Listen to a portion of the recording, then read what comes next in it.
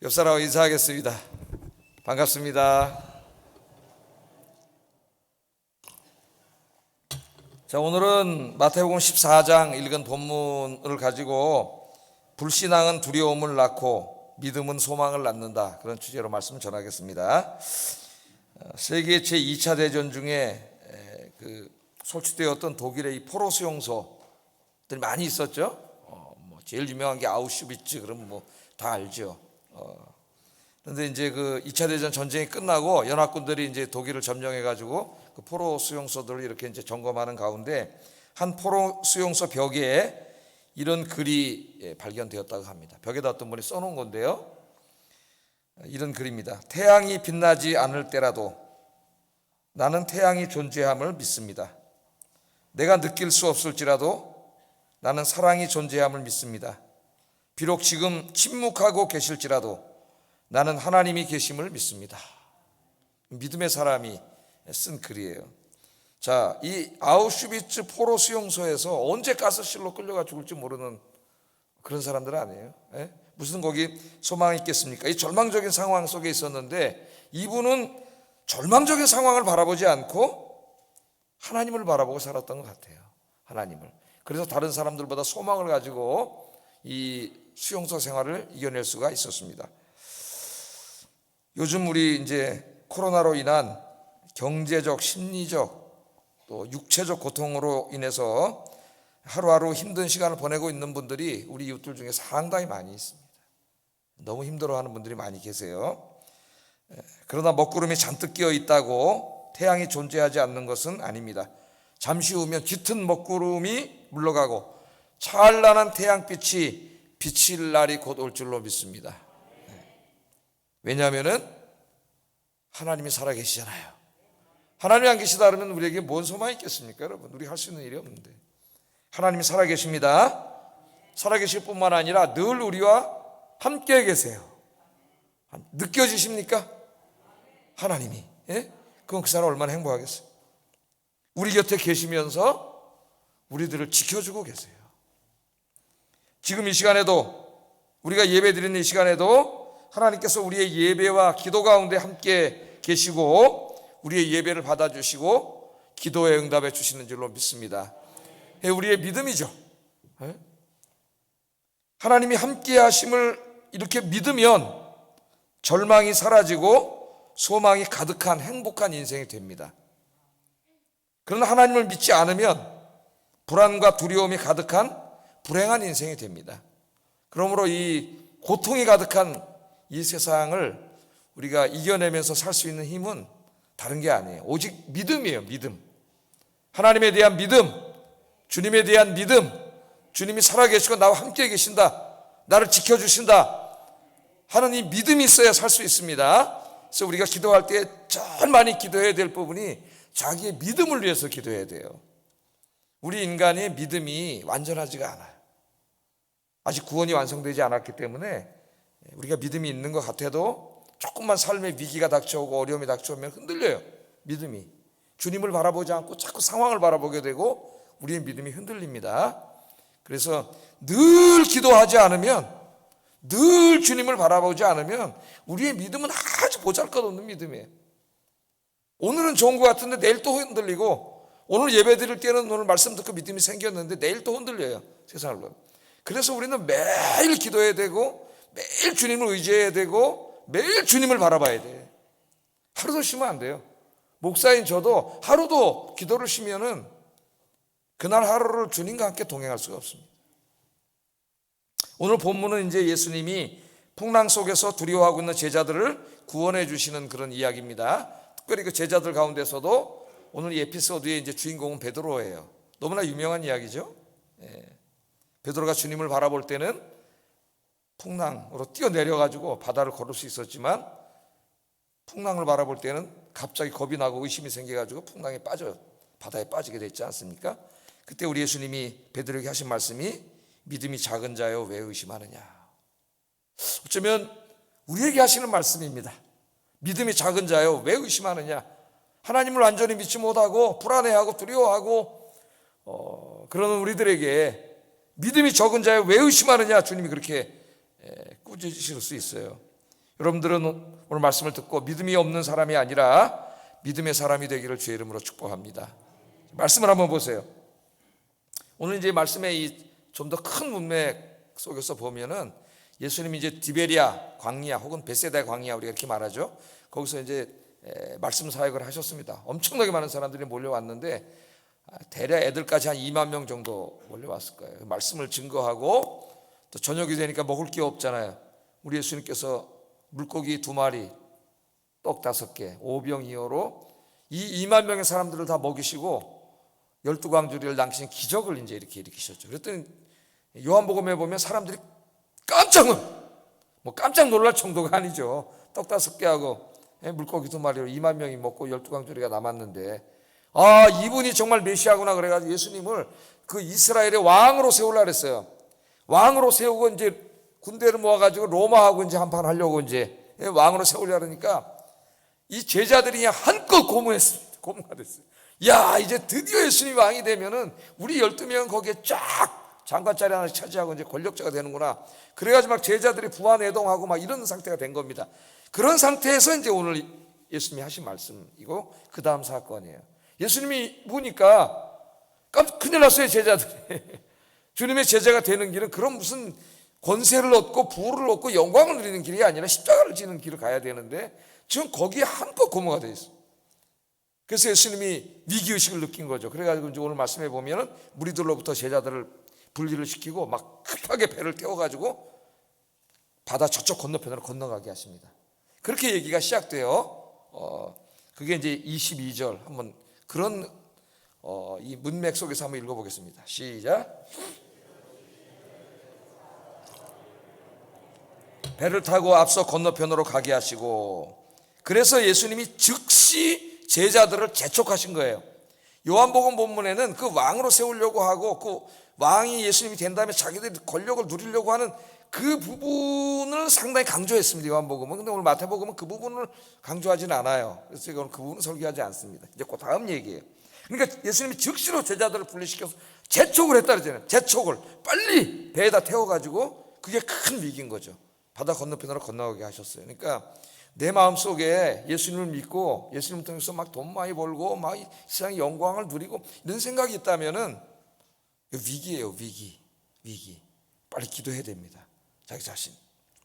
자, 예수님은 이제 제자들을 배를 태워서 바다 건너편으로 떠나보내신 이후에 예수님 배에 안 타셨어요. 어떨 때는 배를 타고 같이 건너가신 본문도 있죠. 그때도 이제 풍랑이 일어난 적이 있는데 오늘 이 시간에는 타지는 않았습니다. 예수님은 혼자 남으셨고 제자들만 보냈어요. 그리고 예수님은 이제 산에 올라가셔가지고 이제 위기 상황이잖아요. 제자들의 위기. 세상의 부귀영화에 흔들리고 있잖아요. 제자들이. 그래서 이제 기도하러 올라가신 거예요. 제자들을 위해서도 기도하고 예수님 자신도 십자가를 지셔야 하기 때문에 이제 올라가서 기도를 하십니다. 23절 한번 읽어보겠습니다. 시작.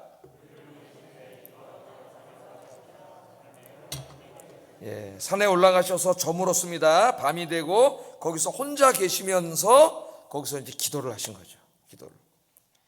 자, 예수님은 종종 사람들과 사역을 떠나서 산에 가서 혼자 기도하셨어요. 복음서들을 여러분 이제 유심히 이런 관점에서 한번 읽어보면 예수님은 자주 그러셨습니다. 사람들과 사역을 떠나서 혼자 산에 가서 밤에 기도하는 시간을 이렇게 많이 가지셨어요. 대표적으로 누가복음 5장 15절 16절 말씀 한번 읽어보겠습니다. 시작. 자기 병도 고침을 받고자 하여 모여오되 예수는 물러가서 한적한 곳에서 기도하시니라. 자, 어떤 상황이에요 지금? 예수님의 소문이 퍼지니까 많은 사람들이 예수님 말씀도 듣고 설교도 듣고 또 자기 병도 고치려고 병 고침을 받으려고 예수님께로 몰려온 상황이죠. 그러면 그 다음 말씀이 뭐가 나와야 돼요? 예수님이 하나님 말씀을 전하고 그들의 병을 고쳐줬더라. 이렇게 말씀이 나와야 됩니다. 그렇게 말씀이 나오는 본문이 많이 있어요. 복음서에. 그러나 누가복음 5장에서는 때로 예수님이 그렇게 안 하시고 사람들이 막 몰려온 거죠. 여러분처럼 지금 막 몰려와서 말씀 듣고 이제 병 고쳐주세요 그러는데 예수님이 사역을 하지 않고 혼자 한적한 곳으로 가신 거예요. 그냥 떠나가신 거예요. 그래서 거기서 뭐 하세요? 기도하셨습니다. 기도. 그러니까 예수님이 사람들과 사역의 현장을 떠나 혼자 한적한 곳에 가서 기도하시면서 시간을 보내신 이유는 이제까지 그 사역과 사람들에게 지친 그 영과 몸을 어떻게 해요? 재충전하시기 위해서요. 재충전. 그래서 때로는 사역과 사람들을 떠나셨어요. 혼자 가서 산에서 기도하면서 하나님을 만나고, 그러면 성령님께서 오셔서 어떻게 모든 분들 회복시켜 주시고 재충전시켜 주시고, 그래 영적으로 다시 재충전돼야 우리 예수님도 그 다음에 또 그 다음날 사역을 하실 수 있는 거죠. 그렇게 사역을 하셨습니다. 여러분, 우리 몸도 영도 마찬가지예요. 여러분들이 막 하루 종일 열심히 일했는데 그날 밤도 쉬지 않고 또 밤새도록 열심히 일하면 잠도 안 자고 그 다음날 병들죠. 여러분, 병들어 일을 할 수가 없어요. 그 다음날 건강하게 일을 하려면은 그날 저녁에는 푹 자야 돼. 한 7, 8시간은 푹 자야 된다 그래요, 의사들이. 그래야 모든 게 회복된다 그래요. 저는 이제 3시 50분에 매일 깹니다. 3시 50분에 저는 하나님 목사로 부르셨으니까 이제 이렇게 해야 되는데, 그래서 이제 거기 가서 재충전을 하는 거죠. 하나님 만나서 목사도 기도하면서 하나님 앞에 위로도 받고 여기저기 상처받고 막 마음 상하고 스트레스 뭐 엄청 많죠. 그런 것들을 위해서 다 기도해야 성령님이 치료해 주시고 붙잡아 주시고 그래요. 그래서 때로는 목회자가 교회를 떠나고 성도를 떠나서 조용한 곳에 가서 뭐 1주, 2주 이렇게 기도하면서 회복하는 시간을 갖는 게 굉장히 중요해요. 많은 목사님들이 다 그렇게 갖고 있습니다, 시간들을. 자, 제자들이 이제 예수님은 기도하시고 제자들은 이제 예수님 말씀에 순종해서 배를 타고 이제 가시는 거예요. 가는데 그래도 제자들이 예수님 말씀에 잘 순종을 합니다. 지금 금방 장관 될 줄 알았는데 예수님 분리시켜가지고 배를 태워서 빨리 절로 가라 그랬더니 순종을 해서 이제 배를 타고 가는 중에 있었던 일이에요. 가는 중에 풍랑이 일어났어요. 24절 한번 읽어보겠습니다. 시작. 고난을 당하더라. 배를 타고 이제 이렇게 가는데 갑자기 예상치 않게 풍랑, 바람이 막 세찬 바람이 불더니 막 파도가 일어나고 풍랑이 일어나가지고 이 배가 파선해서 죽게 생겼습니다. 그 상황이 지금 벌어지는 거예요. 자, 여기서 한번 우리가 주목해야 될 부분은 예수님의 말씀에 순종했잖아요. 지금 예수님이 가라 그랬잖아요, 배 타고. 그래서 순종한 거잖아요. 자기들은 저기서 영광을 누리고 싶은데 근데 순종해서 배 타고 가잖아요. 그러면 이제 평탄하게 갔더라. 우리는 항상 이런 얘기를 기대합니다, 우리 삶 속에서도. 물론 하나님이 그런 복을 주시는데 그러나 때로 그렇지 않을 때가 있어요. 하나님의 뜻 가운데서. 오늘도 보면은 풍랑이 일어났습니다. 주님의 말씀에 순종해서 갔는데 풍랑이 일어났어요. 예수 믿는다고 인생에 어려운 일이 닥치지 않는 것이 아닙니다. 예수님의 말씀하에 순종하고 살아가는 삶에도 어려움이 닥쳐올 수 있다는 것을 알아야 돼요.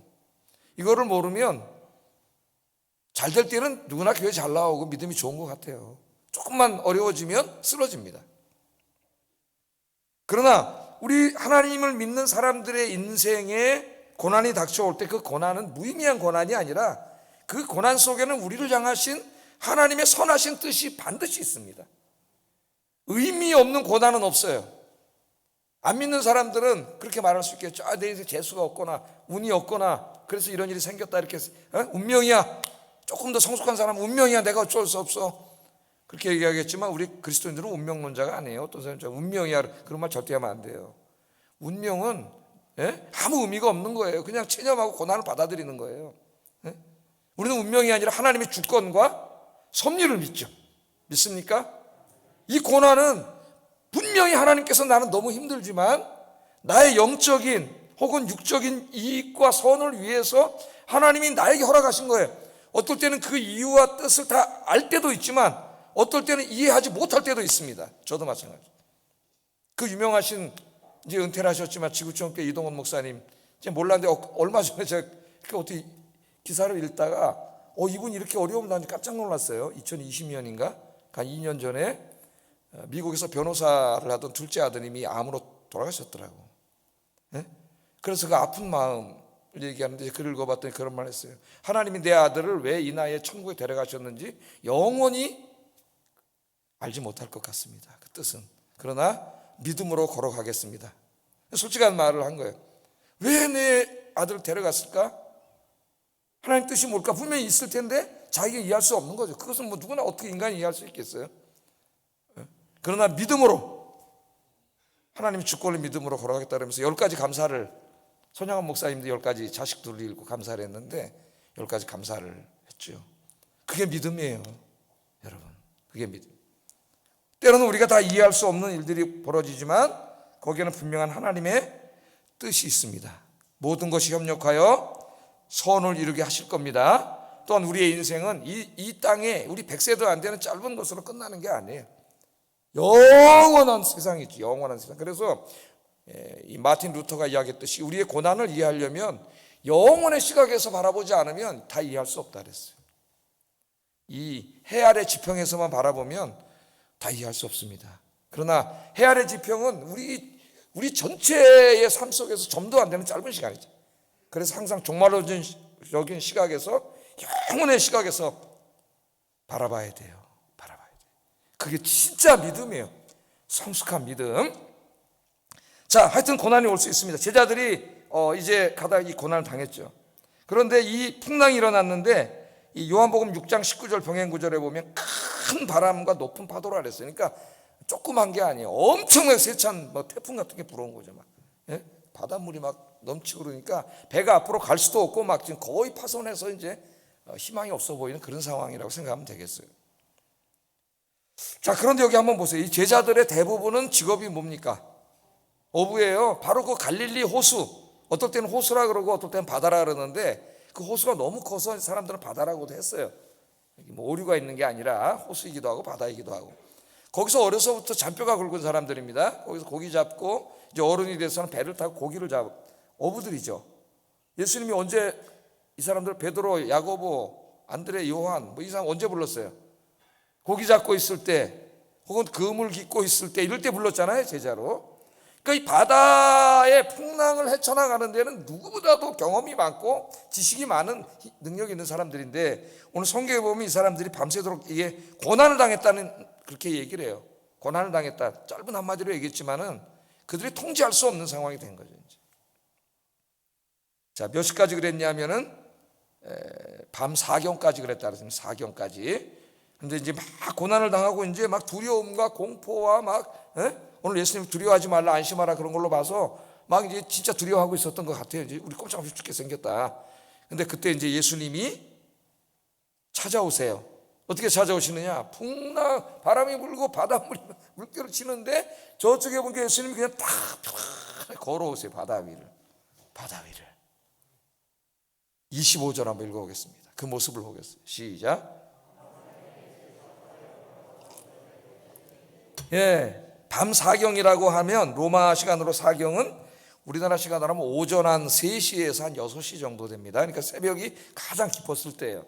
그럼 뭘 할 수 있어요? 제자들 저녁걸음에 해걸음에 배를 타고 건너갔다면 지금 이미 엄청나게 많은 시간 밤새도록 지금 사투를 벌이고 있는 거죠. 풍랑 속에서. 그때 이제 예수님이 저쪽에서 걸어오고 오셨습니다. 자, 저쪽에서 한 사람이 걸어오는 모습을 보고 제자들이 깜짝 놀랐어요. 그래가지고 뭐라 그러냐면 예수님이라고 안 그러고 유령인 줄 알았어요. 유령인 줄 알았어요. 깜짝 놀라가지고 26절 제자들이 그가 바다 위로 걸어오심을 보고 놀라 유령이라 하여 무서워하여 소리를 지르거늘. 그 옛날 고대 사람들은 바다에도 뭐 신이 있고 뭐 다 이런 거 믿었잖아요. 유령이 온다고 생각을 해요. 유령이. 우리나라 사람들은 유령이라 안 그러고 뭐라 그래요? 귀신이죠. 이 사람이 소리를 질렀다 그러잖아요. 유령이다! 그리고 무서워했다 그래요. 풍랑도 지금 무서워 죽겠는데 저쪽에 귀신이 오고 있다고 생각했으니 얼마나 더 무서워졌겠습니까? 우리나라 사람들은 귀신이다! 근데 이 사람들은 유령이다! 유령이다. 예수님께서 유령이라고 호들갑 떨면서 두려워하는 제자들에게 가까이 오셔서 말씀을 하시는데 안심하라. 나다. 나니 두려워하지 말라. 여기 이제 나다는 예수님이 나다 그런 의미도 있지만 사실은 이제 그 신학적인 의미에서는 이제 헬라어로 에고 에미 나는 나다. 그 말은 출애굽기 3장에 나오는 나는 스스로 존재하는 자 아니라 같은 말이에요. 나는 스스로 존재하는. 그래서 나는 나다라고 하는 말, 그 말은 나는 하나님이다 하는 말에 신학적으로는 사실은 좀 더 깊이 들어가면 나는 스스로 존재해. 왜? I am. 그 am은 존재한다는 뜻이거든요. 이 세상에 존재하는 모든 것들은 스스로 존재할 수 없습니다. 스스로 존재하는 유일하신 분은 하나님이세요. 그 스스로 존재하는 유일한 하나님이 안 계시다면 이 땅에 그 어떤 것도 스스로 존재할 수 없습니다. 그래서 지금 이 거짓말이 지금 아이들을 가르치고 있는 이 진화론이라든가 빅뱅이라든가 이걸 과학이라고 해서 가르치고 있는데, 이게 지금 상당히 위기죠. 아이들에게 거짓말을 학교에서 이제 이걸 가르치니까. 예. 그걸 과학이라고 하고 그들은 진리라고 하죠. 진리. 나보고 이제 목사니까 저 사람 무슨 신화적인 얘기 하나? 그러는 거잖아요. 뭐가 진리예요? 스스로 존재하시는 하나님이 다 창조하신 거죠. 이 컵이 어떻게 이거 스스로 존재합니까? 컵을 보면 뭘 알 수 있어요? 컵을 만든 사람이 있다는 걸 당연히 알 수 있잖아요. 제가 늘 얘기하지 않습니까? 그러면 이 광활한 우주와 이 생명, 너무나 신기한 이 여러분 자신, 거울 보고 보세요. 나를 내가 봐도 너무 신기하잖아요. 이게 어떻게 스스로 생길 수가 있겠어요? 하나님이 창조하셨지. 지적인 존재이신 하나님이 다 창조하신 거예요. 여기 나는 나다. 하여튼 자꾸 이제 신학적인 얘기하면 시간이 길어지니까 오늘 본문에서는 두려워하지 말라가 핵심이야. 나다. 두려워하지 말라. 무서워하지 말라. 그렇게 안심하라. 그렇게 말씀하셨습니다. 이 말씀은요, 이 풍랑 말고 파도가 치는데 뭘 그까짓 거 두려워해, 그런 말씀이 아니에요.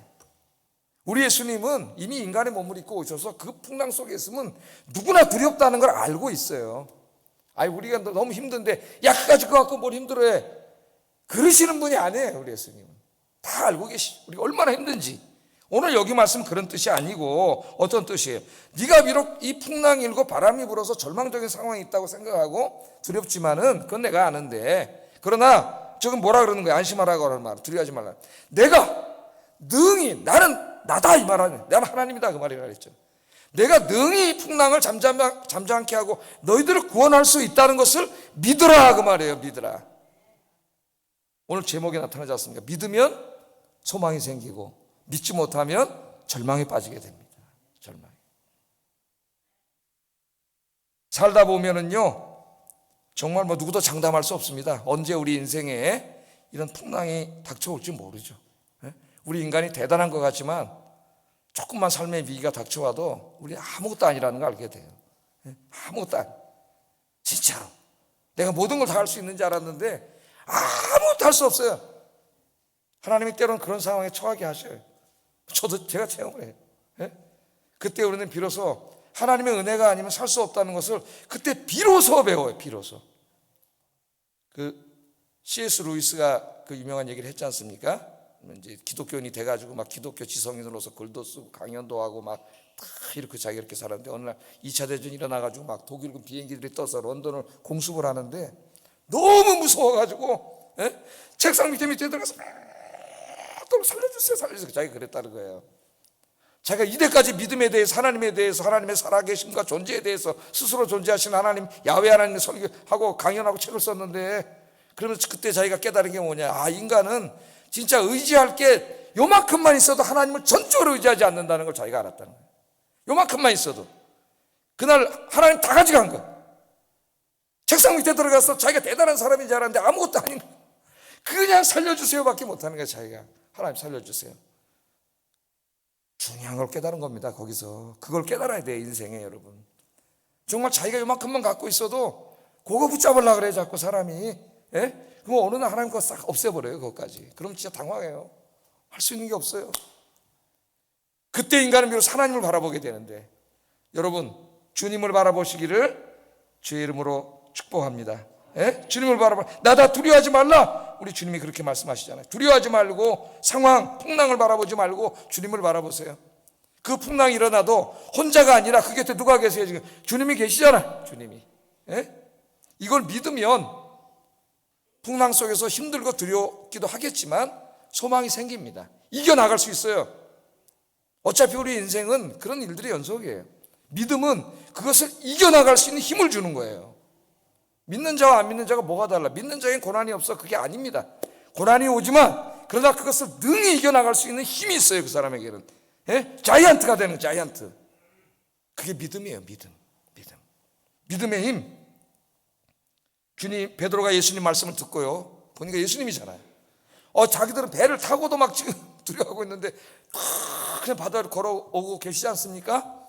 그 베드로가 예수님을 바라보고 믿음이 생겼어요. 28절에 베드로가 이렇게 요구합니다. 한번 읽어보겠습니다. 시작.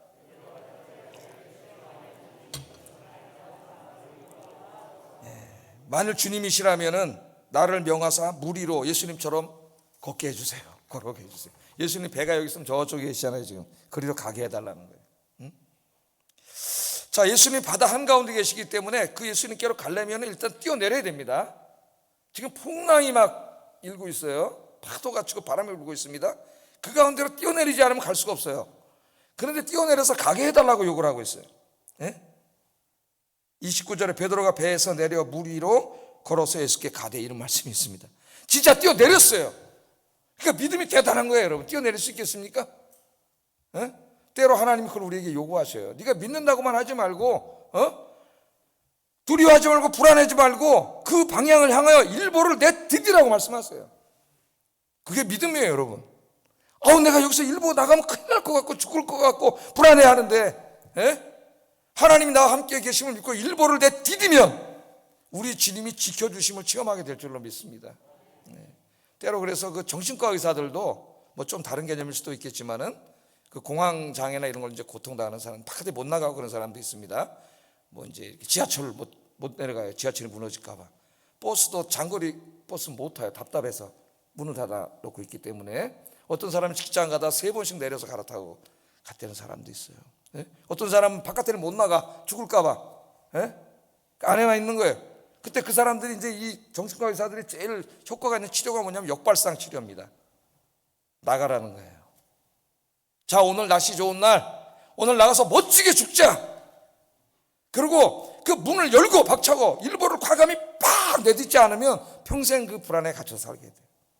막 나가면 아무 일도 안 생기거든요. 그래서 치료하는데 가장 치료 효과가 많다 그래요. 치료 효과가. 그런데 이것은 그거랑 좀 뭐 비슷할 수도 있고 다를 수도 있는데 그냥 심리적인 문제가 아니라 하나님이 살아계셔요. 할렐루야. 그래서 하나님 붙잡고 과감히 가지 않으면 체험하지 못해요.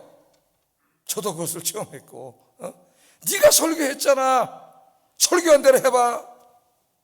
할렐루야. 그랬더니 하나님이 계시더라고. 하나님이.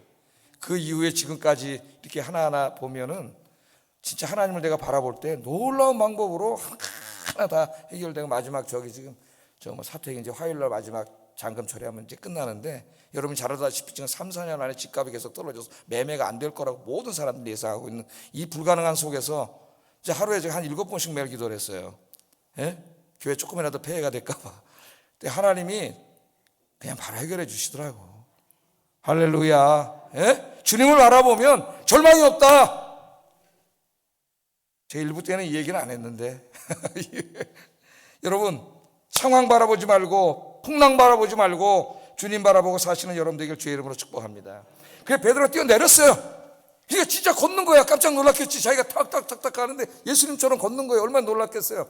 근데 걷고 있는데 갑자기 바람이 막 불잖아요. 파도같이 딱 파도 한 대 맞으니까 쓱 보니까 그냥 풍랑과 파도가 있잖아요. 갑자기 무서워진 거예요. 의심이 생겼어. 그랬더니 바로 바다에 빠져버렸어.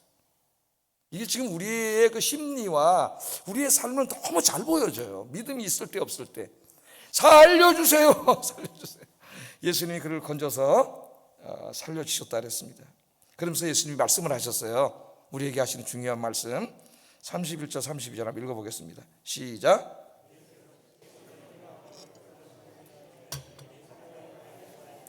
배 함께 오름에 바람이 그치는지라. 바람이 그치는지라. 그 풍랑이 우리 예수님 말씀 한마디에 풍랑이 잠잠해져. 여러분 인생의 풍랑이 뭐라도 우리 예수님이 말씀하시면 잠잠해집니다. 하나님이 때에 하나님이 다 잠잠하게 해주세요. 자, 처음에 베드로는 믿음으로 뛰어내렸어요. 주님을 바라보 그의 시선을 주님께 고정시켰을 때는 걸었습니다. 아무 두렵지 않았어요. 그러나 갑자기 시선을 주님에게서 옮겨서 바다를 바라보니까 바람과 풍랑이 보였어요. 두려워졌어요. 의심이 생겼어요. 그래서 빠졌어요. 오늘 이 마태가 우리에게 중요한 거 뭘 가르쳐줘요? 주님을 바라보는 것의 중요성을 가르쳐주죠.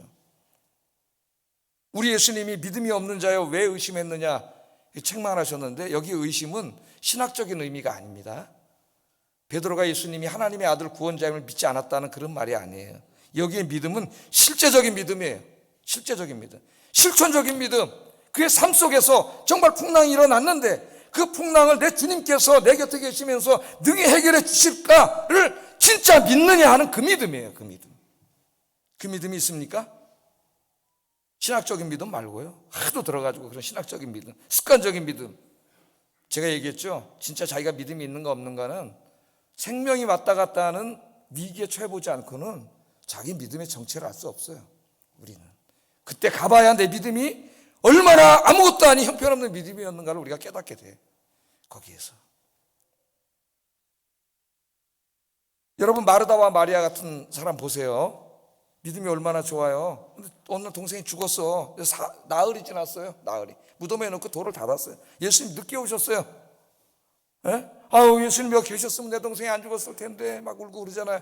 예? 예수님이 어디 있느냐 그랬더니 뭐라 그래, 두 자매가, 그 믿음 좋은 자매가, 예수님 부활하시는 그날에 우리 나사로도 부활하는 거 믿어요. 우리도. 그렇게 말을 했어요. 믿음이 좋습니까? 부활을 믿어요.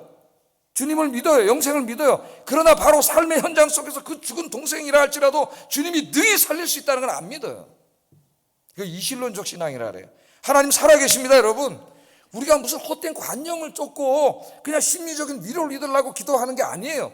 살아계신 하나님, 인격적인 하나님을 바라보고 기도하는 것이고, 그 하나님은 늘 우리 곁에 계시면서 우리 기도를 들으시고 응답해 주시는 하나님인 줄로 믿습니다.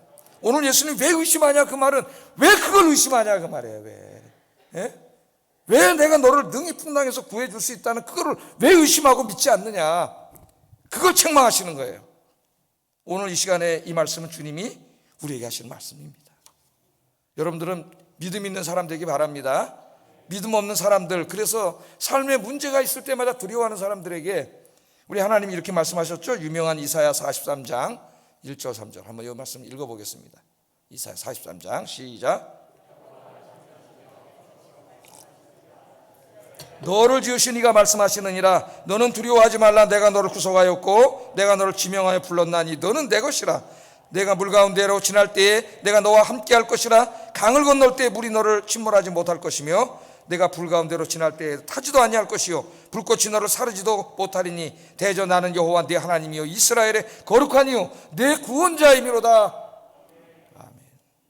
예수 믿는 사람도 물 가운데, 바다 가운데 상황이, 홍해바다 다 기억하시죠? 그런 상황이 있을 때도 있고, 불 가운데 사드락 메삭 아벤느고처럼 용광로에 들어갔잖아요.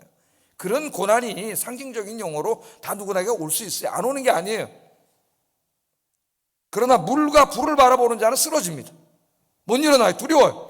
물에 빠져 죽고 그냥 불에 타 죽어요. 그런데 그 물 가운데 불 가운데 함께 계시는 하나님을 바라보는 자는 능히 승리할 줄로 믿습니다. 오늘 예수님 말씀하시잖아요. 물과 불을 바라보면 두렵지만 주님을 바라보면 소망이 생기고 힘이 생기고 용기가 생겨요. 제가 그렇게 많이 살지는 않았지만 60평생 살아오면서 느낀 거는 정말 하나님밖에 없다. 하나님밖에 없다. 그 생각이 생겨요. 믿음밖에 없다. 믿음. 이 믿음이 약해지면 모든 게 흔들려. 삶의 기반이. 왜 믿음이 약해져요? 신앙생활 제대로 안 하니까 믿음이 약해지는 거예요. 그래서 제가 매주에 공예배, 개인 경건 매일 강조하는 거예요. 그 신앙이 흔들리지 않으면 행복해요, 여러분. 열왕기하 6장에 보면은 그 엘리사와 게하시 이야기, 그 유명한 얘기가 나오잖아요. 아람 군대가 전쟁을 하는데 하나님이 엘리사한테 다 가르쳐줘가지고 저쪽에서 다방비를 해. 이길 수가 없어요. 그래서 이 왕이 맨 처음에 스파이가 있는 줄 알았어요. 조사해봤더니 신하들이 왕이요, 스파이가 있는 게 아니고 저 땅에 엘리사라는 선지자, 여호와 하나님 믿는 선지자가 있는데 하나님이 다 가르쳐줍니다. 왕이 침상에서 우리하고 몰래 귀에다 소금고려도 다 가르쳐줘요. 그러니까 이 왕이 전쟁에서 이길 방법이 하나밖에 없어요. 엘리사를 죽이는 것밖에 없어요. 여러분, 기도하는 사람이 나라를 지키는 거예요. 오늘도 새벽에 북한이 미사일을 쏘고 푸틴이 지금 핵무기를 쏜다 그러고 바이든이 이제 아마겟돈 전쟁이 올지도 모른다. 이런 지금 세상이 이렇게 돌아가고 있습니다. 어떻게 될지 몰라요. 하나님이 붙잡아 주시지 않으면 인간의 사악함이 무슨 짓을 할지 몰라요. 그러나 이 인류를 누가 지킵니까? 하나님이 지키셔요. 그러므로 결국은 누가 지켜요? 기도하는 사람이 지키는 거예요. 이 나라의 국방력은 기도하는 사람이에요. 우리 안 믿는 사람들이 기도하는 사람들에게 고마워해야 돼요. 사실은 이 나라가 이렇게 형편없어도 하나님 지켜주시는 거는 여러분들이 기도하시기 때문에. 교회 다니는 사람들한테 감사해야 되는데 감사는 못할 망정 조롱을 하는 사람이 있어요. 기도하는 사람 덕분에 살고 있으면서. 할렐루야. 그래서 이제 찾았어요. 어디나 도단성, 그 조그만 성에 군사도 없는 조그만 성이 있다 그러니까 요놈 잘 됐다 그래가지고 군대를 보내는데 병거, 기병, 보병을 잔뜩 보내서 밤새도록 몇 겹으로 포위해버렸어요. 아침에 눈을 뜨고 게하시, 엘리사 선지자의 종인 게하시가 나와서 성 밖을 보러보다 깜짝 놀랐어요. 새까만 아람 군대가 연합군이 포위해 있는데 개미 새끼 한 마리 빠져나갈 수가 없어요. 여기는 아무것도 없는데 이제 꼼짝으로 죽잖아요. 희망이 없는 거죠. 주저앉았습니다. 예? 제가 수요일날 설교한 것처럼 이스보셋이 아브넬이 죽었다니까 그냥 손 맥이 풀려가지고 털썩한 것처럼 하나님 안 믿는 사람의 증상이에요. 그게 털썩 주저앉아. 선생님 큰일 났습니다. 이제 이 일을 어찌하겠습니까? 다 죽게 생겼다 그랬더니 엘리사가 뭐라 그래요? 예? 엘리사가 열왕기하 6장 16절 17절 읽어봅니다. 시작.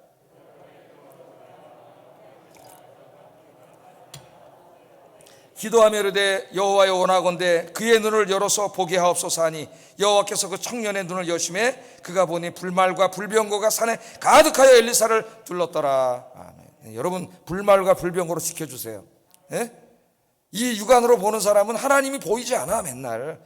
그러니까 맨날 보이는 것만 보니까 상황만 보니까 상황에 따라서 맨날 흔들려. 이 사람은 주저앉았다 마귀가 데리고 놀기 너무 쉬운 사람이에요. 육안으로만 보는 사람은 상황만 조금 어렵게 하면 저 사람 쓰러지는데 뭐죠? 아무것도 아닌데요. 예? 그러나 이제는 여러분 이 육안으로만 보지 말고 믿음의 눈으로 볼 수 있기 바랍니다. 오늘 엘리사가 기도하잖아. 이 사람이 눈을 열어서 보게 하소서. 눈이 이 눈만 있는 게 아니에요. 이 눈으로 볼 수 있는 건 제한적이에요. 여러분 꿈속에서도 보시죠. 주무시는데 난 자고 있는데 다 보이잖아요. 또 다른 눈이에요. 하나님과 영적인 세계는 이 눈으로 볼 수 없어요. 믿음의 눈으로만 보이는 거예요. 믿음의 눈. 눈을 떴더니 그냥 불말과 불병과 하나님의 천사들이, 저쪽 군대는 상대도 안 돼. 하나님의 천사들이 막 지키고 있는 거예요. 엘리사는 그거를 바라봤기 때문에 두렵지 않고 군대를 바라보네 게하시는 죽게 생겼다고 난리치고 있는 거예요. 여러분 모든 인생이 똑같습니다. 중요한 건 믿음이 있는 사람이냐 없는 사람이냐 그게 달라요. 그래서 구약의 한 경건한 사람은 이렇게 고백하죠. 내가 산을 향하여 눈을 들리라. 나의 도움이 어디서 올꼬? 나의 도움은 천지를 지으신 여호와에게서로다. 여호와께서 너를 실족하지 아니하게 하시며 너를 지키시는 이가 졸지 아니하시리로다. 이스라엘을 지키시는 이는 졸지도 아니하시고 주무시지도 아니하시리로다. 아멘. 졸지 않고 주무시지 아니하시는 하나님이 여러분의 아빠세요. 그 하나님을 바라보시라. 이게 자꾸 육안으로 세상을 바라보지 말고. 여러분 너무 힘들 때는 이렇게 해보세요. 제가 하고 있는 겁니다. 제가 시편 42편 5절처럼 내 영혼아 독백입니다. 네가 어찌하여 낙심하며 어찌하여 네 속에서 불안해하느냐. 너는 하나님께 소망을 두라. 하나님 바라보라는 거죠. 그가 나타나 도우심으로 말미암아 내가 여전히 찬송하리로다. 아멘. 제가 이 말씀으로 사실은 은혜를 이 응답을 받았습니다. 말씀의 응답대로 돼요. 내가 두려워하고 불안하고 이거 어떡하지 저떡하지 인간적으로 생각해 나갈 때 몇 달 전에 하나님이 이 말씀을 읽는데 강하게 내 마음속에 말씀하시던 내 영혼아 네가 어찌하여 불안해? 어떻게 하나님 없는 것처럼 그렇게 불안해하느냐? 하나님을 바라보라. 그래서 내가 바닷가에서 하나님을 바라보니까 믿음이 확 생기는. 할렐루야. 목사도 완전한 사람이 아니에요. 다 약해요. 우리는. 그래서 서로 도움이 필요하고 서로 중보기도가 필요하고 우리 믿음이 필요한 거예요. 목사가 자기 믿음 굉장히 막 흡결이 없는 것처럼 얘기하지만 거짓말이에요. 다 똑같은 인간입니다. 인간.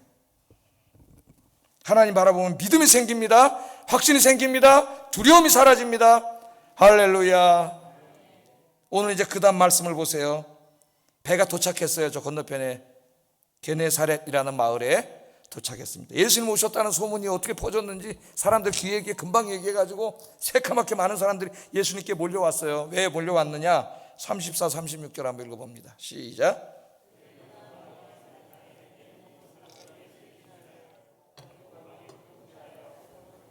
예수께 데리고 와서 다만 예수의 옷자락이라도 손을 대게 하시기를 간구하니 손을 대는 자는 다 나음을 얻으니라. 저 여기 사람들이 누구를 데리고 왔어요? 병자들을 데려왔잖아요. 병든 자들. 이 당시에 의술로 치료 불가능한 불치병 혹은 난치병 이런 사람들이 많았잖아요. 특별히 그 갈릴리 그쪽에는 가난한 사람들이 많이 살았습니다. 물론 부자도 있었지만 가난한 사람이 대부분이었어요. 그 사람들에게 치료할 수 없어요. 불행하게 살다 죽어야 돼. 그런데 예수님이 오셨다는 말씀을 듣고 전부 다 데리고 왔어요. 그거 왜 데리고 온 거예요? 예수님이 낫게 하실 수 있다는 것을 믿었기 때문에 데려온 거죠. 믿었기 때문에. 그래서 와서 뭐라 그래요? 옷자락이라도 만지면 날 줄 믿습니다. 예수님이. 예수님이 한 사람 한 사람 안수기도 하는 게 아니라 그냥 와서 옷자락이라도 만지면 날 줄로 믿으니까 옷자락 만지게 해주세요. 그 예수님이 그 믿음을 너무 감탄하셔서 허락해 주셨어요. 그랬더니 병이 다 낫더라. 아멘. 뭘 대조하고 있습니까 지금? 예수님 따라다니고 믿음 좋다고 했던 제자들은 믿음이 하나도 없고, 실제로는 이 사람들이 더 믿음이 있다. 그들이 믿고 주님께 왔을 때 주님이 병들을 다 고쳐주셨어요. 그것만큼 심각한 인생의 문제가 어디 있습니까? 우리 예수님이 다 고쳐주셨다는 거예요. 오해하시면 안 돼요. 예수님의 옷자락에 무슨 권능이 있어가지고 만져서 난 게 아닙니다. 이걸 잘못 이해해가지고 중세교회, 한국교회 지금까지 미신에 빠져. 예? 이단들이 뭐라 그래요? 저 옛날에 어떤 목사님이 몇만 명 모이는데 자기 세수한 물, 손 씻은 물 그걸 해가지고 생수라 그래가지고 이 사람이 하나님이에요. 그 물을 갖다 마시면 병이 난다 그래가지고 그거 팔아먹잖아요. 예? 팔아먹어 그 물을. 그걸 또 어리석게 그걸 갖다 사 먹는 게 인간이야. 그렇게 뭘 대학 나고 똑똑하고 뭘 똑똑해요. 그렇게 어리석은 게 인간이에요. 우리 인간은 그렇게 연약해요. 왜 병이 난 거예요? 옷자락에 마술적인 힘이 있는 게 아니라 옷자락만 만져도 예수님이 치유해 주실 줄로 믿습니다는 그 믿음이 치료하게 해주신 거예요. 믿음이. 미신에 빠지면 안 돼요. 이 세상을 이기는 믿음, 주님을 바라보는 믿음, 이 믿음으로 남은 인생 승리하시기를 주의 이름으로 축복합니다. 기도하겠습니다. 두 가지 기도하겠습니다. 풍랑 바라보지 말고 질병 바라보지 말고 주님을 바라보는 믿음의 사람이 되게 해주세요. 이제부터 믿음의 눈으로 주님을 바라보게 해주세요. 육안으로 세상을 바라보지 말고 환경 바라보지 말고 믿음의 눈으로 주님을 바라보게 해주세요. 두 번째, 믿음이 적은 자라고 책망받는 삶이 아니라 믿음의 사람으로 칭찬받고 능력의 하나님을 체험하는 삶을 살게 해주세요. 기도하겠습니다. 사랑하신 아버지 하나님, 감사합니다. 오늘 이 귀한 말씀을 통하여 우리의 믿음을 되돌아보게 하시고 이 험난한 세상, 이 풍랑이 있는 이 세상을 우리가 어떻게 살아갈 수 있는가, 오늘 말씀을 통해 가르쳐 주신 거 감사합니다. 우리의 육신의 눈을 통하여 풍랑만 바라보지 않게 해 주시고 믿음의 눈을 뜨고 그 풍랑 위를 걸어오시는 주님을 바라보는 믿음의 사람들이 되도록 주님께서 인도해 주시옵소서. 게네사렛 사람들처럼 주님을 믿는 믿음의 사람이 되어서 인생의 문제를 해결받는 귀한 주의 자녀들이 되게 하여 주시옵소서. 능력의 하나님, 권능의 하나님, 살아계신 하나님을 날마다 체험하게 하여 주시옵소서. 예수님 이름으로 기도드립니다. 아멘.